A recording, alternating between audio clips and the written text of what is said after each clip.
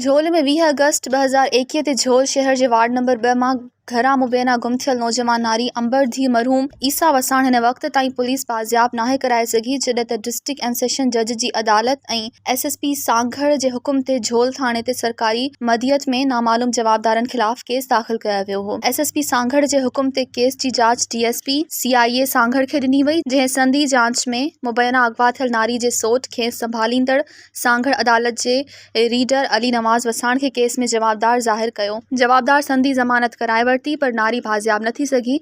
तंहिं बाद ताज़ो इन्हीअ केस जी अदालत जे हुकुम ते ॿीहर जांच DSP टंडू आदम ऐं संदसि टीम जे हवाले कई वई, जंहिं जांच दौरान नारी जे संदसि सौट जवाबदार अली नवाज़ वसाण जे चवण ते गॾु रहाईंदड़ जोड़े औरत मसमात ख़ालदा परवीन ऐं हिन जे मुड़ुसु गुलाम अब्बास राजपूत खे गिरफ़्तार करे अदालत मां रिमांड वठी ख़ासि पुछा ॻाछा शुरू करे छॾी।